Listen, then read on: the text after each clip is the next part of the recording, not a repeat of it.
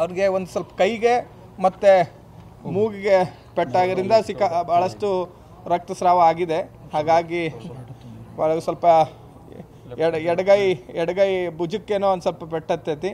ಹಾಗಾಗಿ ಅದನ್ನು ಕೂಡ ನಾವು ಮುಂಚಿತವಾಗೇ ನಮ್ಮೆಲ್ಲ ತಾಲೂಕು ಮಟ್ಟದ ಪದಾಧಿಕಾರಿಗಳು ಅದ್ರ ಬಗ್ಗೆ ಬಂದೆಲ್ಲ ಕೂಡ ಮಾತಾಡಿದ್ದಾರೆ. ಸಂಬಂಧಪಟ್ಟಂತೆ ಎಲ್ಲ ಡಾಕ್ಟರ್ ವೈದ್ಯರಿಂದ ಸಲಹೆ ತೊಗೊಂಡು ಸೂಕ್ತ ಚಿಕಿತ್ಸೆಯನ್ನು ಕೂಡ ಕೊಡಿಸಿದ್ದಾರೆ.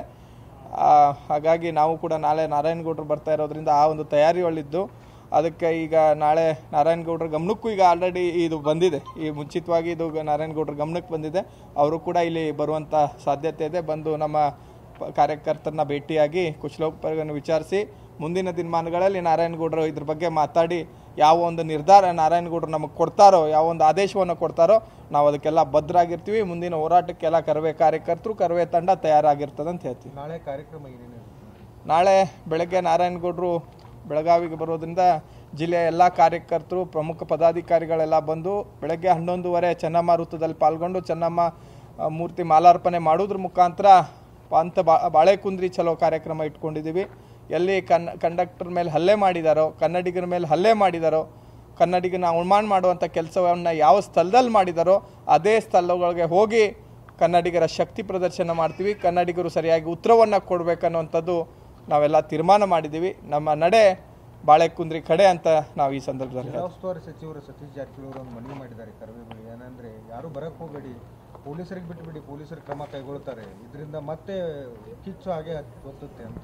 ಪೊಲೀಸರ ಮೇಲೆ ನಂಬಿಕೆ ಇದೆ, ಪೊಲೀಸರು ಕ್ರಮ ತಗೊಳ್ತಾರೆ. ಆದರೆ ಎಲ್ಲೋ ಒಂದು ಕಡೆ ಆ ನಂಬಿಕೆ ಹುಸಿ ಆಗತ್ತೆ. ಯಾಕಂದರೆ ಆ ಫೋಸ್ಕೋ ಪ್ರಕರಣವನ್ನು ಯಾಕೆ ಹಾಕಿದ್ರು, ಅದು ರಾತ್ರೋರಾತ್ರಿ ಯಾಕೆ ಹಾಕಿದ್ರು ಅನ್ನೋಂಥದ್ದು ನಮಗೆಲ್ಲ ಅನುಮಾನ ಆಗ್ತಾ ಇದೆ. ಅದಕ್ಕಿಂತ ಸಂದರ್ಭದೊಳಗಡೆ ನಾವೆಲ್ಲ ಕನ್ನಡಿಗರು ಒಗ್ಗಟ್ಟಾಗಿ ಸೇರಿ ಒಂದು ನಮ್ಮ ಶಕ್ತಿ ಪ್ರದರ್ಶನವನ್ನು ಮಾಡಬೇಕಾಗೈತಿ.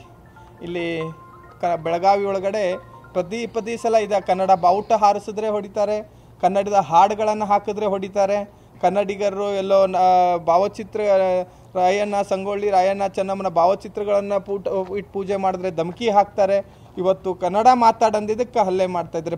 ಪದೇ ಇಂಥ ಹಲ್ಲೆಗೆ ಈ ಸರ್ಕಾರಗಳು ಇದ್ರ ಬಗ್ಗೆ ಯಾವುದೇ ರೀತಿಯಾದಂಥ ಗಂಭೀರವಾಗಿ ಪರಿಗಣಿಸ್ತಾ ಇಲ್ಲ.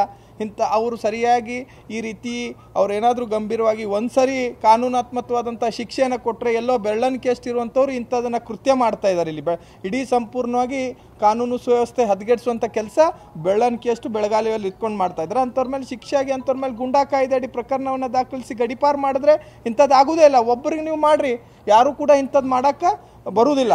ಹಾಗಾಗಿ ಸರ್ಕಾರವನ್ನು ಎಚ್ಚರಿಸುವಂಥ ಕೆಲಸ, ಜಿಲ್ಲಾಡಳಿತ ಎಚ್ಚರಿಸುವಂಥ ಕೆಲಸವನ್ನು ನಾವು ನಾಳೆ ಮಾಡೋಕ್ಕೆ ನಾವೆಲ್ಲ ಸೇರ್ತಾ ಇದ್ದೀವಿ. ರಾಮಲಿಂಗಾರೆಡ್ಡಿ ಅವರು ಹೇಳಿದ್ದಾರೆ ಸಚಿವರು, ಏನು ಪೋಕ್ಸೋ ಕೇಸ್ ಇದೆ, ಇದು ಬೋಗಸ್ ಕೇಸ್ ಅಂತ ಹೇಳಿ. ಸರ್ಕಾರನೇ ಬೋಗಸ್ ಕೇಸ್ ಅಂತ ಹೇಳಿದಾಗ ಇಲಾಖೆ ಮೇಲೆ ಎಷ್ಟು ನಂಬಿಕೆ ಇಡಬೇಕು ಸಾಮಾನ್ಯ ಜನರು? ಇವತ್ತೊಬ್ಬ ಸರ್ಕಾರದ ಜನಪ್ರತಿನಿಧಿ, ಒಬ್ಬರು ಸಚಿವರು ಬೋಗಸ್ ಕೇಸ್ ಅಂತ ಅವ್ರ ಬಾಯಿಂದ ಹೇಳಿದಾಗ ಇಲಾಖೆ ಮೇಲೆ ಜನಸಾಮಾನ್ಯರು ಹೆಂಗೆ ನಂಬಿಕೆ ಇಟ್ಕೋಬೇಕು? ಹಾಗಾಗಿ ಎಲ್ಲೋ ಒಂದು ಕಡೆ ಈ ವಿಚಾರದೊಳಗಡೆ ಪೊಲೀಸ್ ಇಲಾಖೆ ಎಡುತ್ತಾ ಇದೆ ಅಂತ ನಮ್ಗೆ ಅನುಮಾನ ಆಗ್ತಾ ಇದೆ, ನಮ್ಗೆ ಅನಿಸಿದೆ.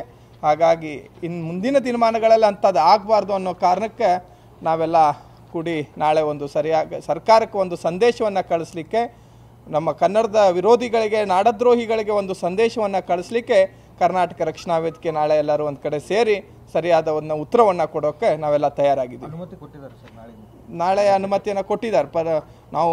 ನಾವು ಅನುಮತಿ ಬೇಕು ಅಂತೇನಿಲ್ಲ. ನಾವು ನಾಳೆ ನಮ್ಮ ಹೋರಾಟದ ಬಗ್ಗೆ ಸರ್ಕಾರಕ್ಕೆ ಮತ್ತು ಇಲಾಖೆ ಗಮನಕ್ಕೆ ತಂದಿದ್ದೀವಿ. ಅವರು ಅನುಮತಿ ಕೊಡಲಿ ಬಿಡಲಿ, ನಮ್ಮ ಹೋರಾಟ ಅಂತೂ ಖಂಡಿತವಾಗೂ ನಾವು ಮಾಡ್ತೀವಿ.